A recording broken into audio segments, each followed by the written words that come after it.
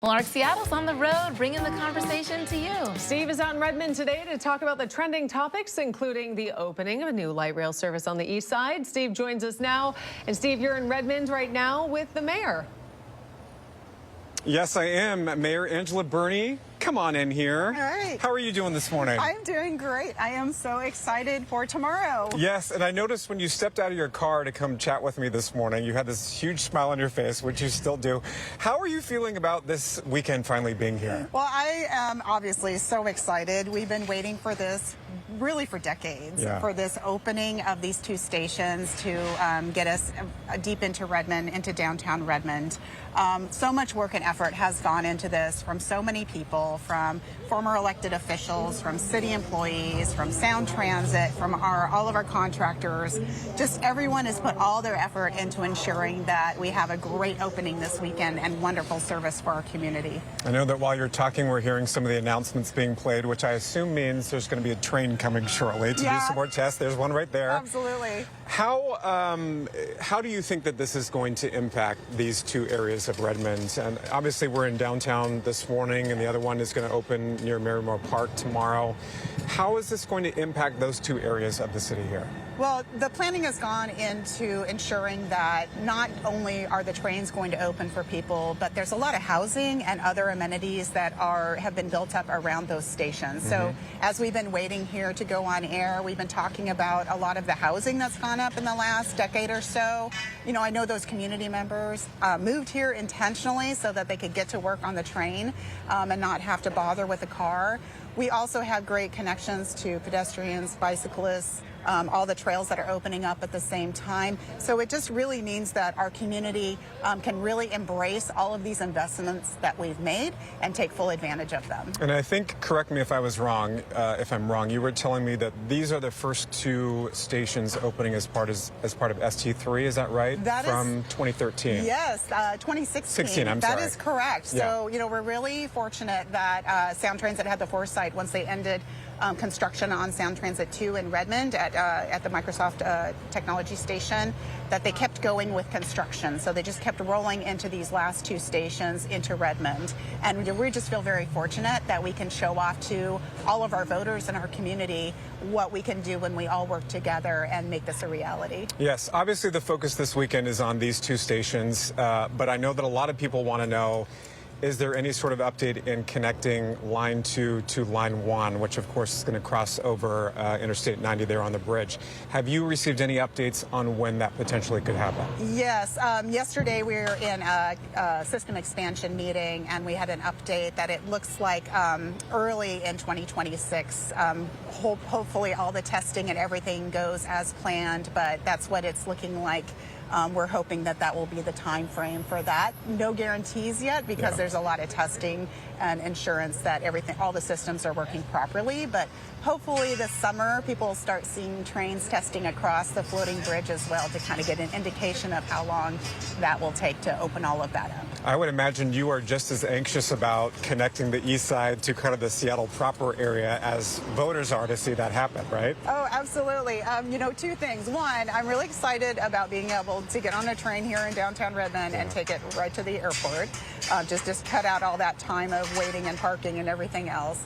But two, we have the World Cup coming next year. I'm a huge soccer fan. Yes. We are really invested as a community in ensuring that people have a seamless transition from staying in Redmond and then getting to those games. So, you know, really looking forward to that as well as everything else that people are expecting from this system when it's fully operational. In terms of City of Redmond's perspective, is there anything that you guys as a city have to do in order to prepare for that connection to be made between the Cross Lake line into Line 2?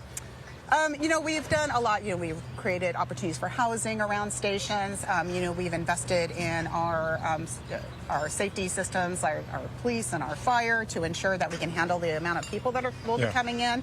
And we've also made a lot of infrastructure investments, like bike lanes, pedestrian paths, and all of those things. So all of those things together, I think, make Redmond really prepared when the whole system opens up. And obviously, we're kind of showing off the setup that's taking place for tomorrow. We see some of the tents and tables and chairs, and you're going to be serving as the MC for this big ribbon cutting tomorrow. What should people expect if they're planning to come out here and maybe even ride the extension this weekend? Well, I hope they come out. The celebration starts tomorrow, Saturday at 10:30, and then the trains are supposed to start running around noon. They should expect, we'll have a formal ceremony with speakers starting at 10:30, and then between noon and 4, we'll have 2 pretty major celebrations at each station with over 100 local businesses and nonprofits participating. So it'll be a real festivity, fun, enjoyable time for everyone to come out and see what Redmond has to offer, as well as take a ride on the extension of the 2 line all the way into Redmond. I know that obviously the big test is going to come on Monday when a lot of people are heading to work and school. Do you have any advice for folks that are maybe planning to make this a regular part of their commute and how to prepare for next week? Absolutely. Well, one, make sure you have an ORCA card, yes, because you do need to pay when you take the train. Yeah. It's very easy, and you can look on all the websites to find out how to do that. But if you have that, the advice I would give you is the downtown station doesn't actually have parking. It's meant to be more of a pedestrian bicycle access point. Okay. Marymoor Village Station has a 1,400 stall parking garage. So we're trying to help people who come in from Sammamish or Carnation and Woodinville and all those areas to come in and park there and then get out of their cars and take the train. So kind of prepare and decide which station works best for you. But we're really excited to have people try it out and hopefully make it part of their regular commute. Absolutely. Mayor Birney, congratulations. Oh, thank Glad you to so see this much. weekend finally here. I know, we're so excited for yes, this. Thank and you. you're going to have a big day tomorrow. The grand opening celebration and ribbon cutting kicks off at 10:30 tomorrow, and then probably around noon tomorrow is when riders can start to take these brand new trains on this 3.4-mile extension here in Redmond. Back to you guys. Awesome, Steve, and thanks, Mayor Birney, for joining us here. Steve joining us now. And Steve, you're in Redmond with Sound Transit now, right? Yes, we are, and we're getting ready for the 2 new stations to open tomorrow. That's going to kick off at 10:30 tomorrow morning.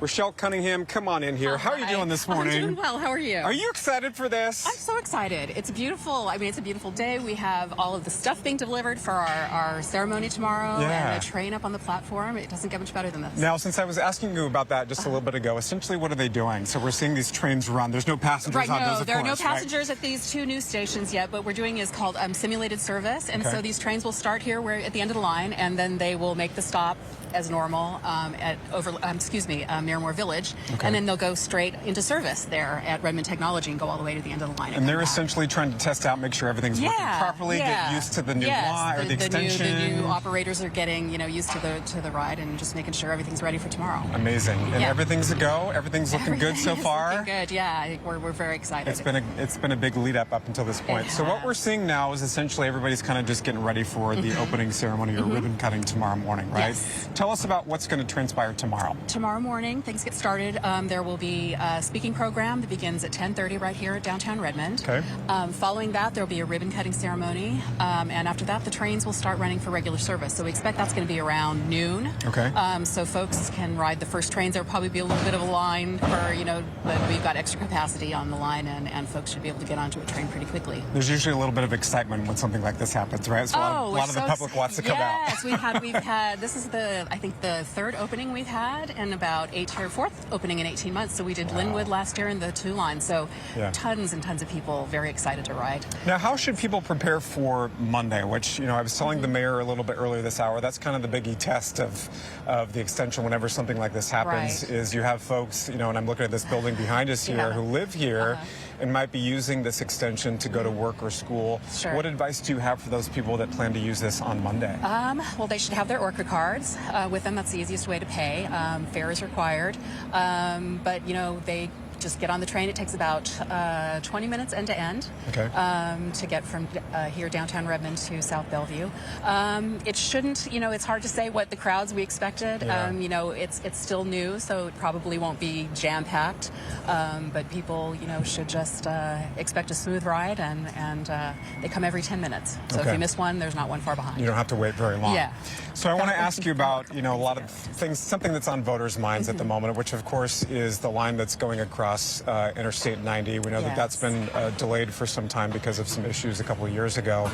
Is there any sort of update on when the one line will connect to the two line over here on the east side? Is there any update on that timeline? Yeah, we're going to be starting testing this summer, but the opening is trending more toward early 2026 at this point. It was discussed yesterday in the System Expansion Committee in the boardroom, where, you know, things are just progressing a little bit slower than we had hoped they might, but we're doing everything we can to open as quickly as possible and still hoping for early 2026. And kind of the hope is to start testing some of those trains on the Cross Lake line sometime in the summer, potentially? Yes, people will probably see the first trains on the floating bridge starting maybe in July, or before July. Testing should be well underway by then, and we'll have a better idea of what the exact opening will be when that testing gets underway. What do you say to voters? I know that, you know, you guys have heard the frustration, we have as well, and, you know, everybody wants to get this whole thing's done, but there's always some issues that come up from time to time that are just unexpected. What do you say to voters? I say, well, thank you for voting for these projects. I mean, I think that's what we say. And, you know, this is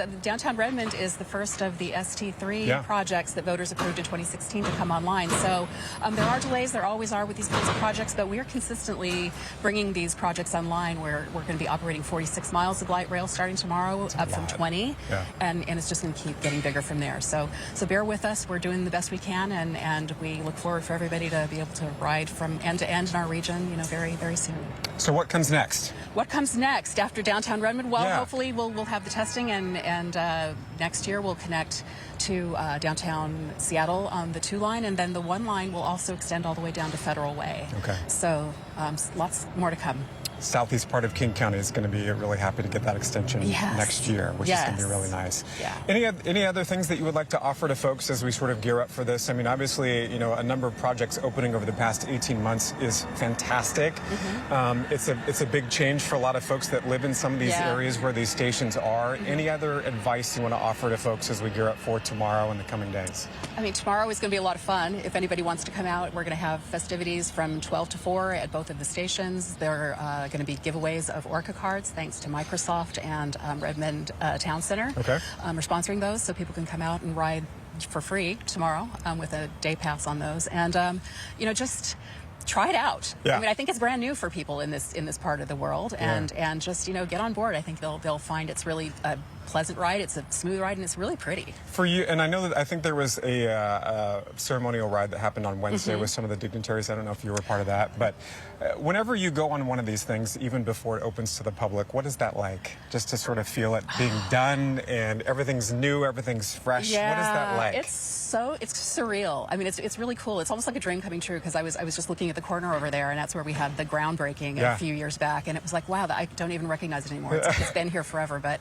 to be on the train and just to see it go over Bear Creek and all of these things that, you know, have been theoretical, it's super cool, mind-blowing, Certainly a lot has changed around here, and it's good to see that this is coming to fruition and it all opens again tomorrow. Rochelle, thank you so much. Thank you, my pleasure. Appreciate it. Hope to see We're you happy to see this done. And again, the ribbon cuttings takes place tomorrow morning at 10:30, and then hopefully at around noon tomorrow is when those first riders can hop on one of these trains up here and take this for a ride with this 3.4-mile extension that's going to extend to Marymoor Park and right here in downtown Redmond.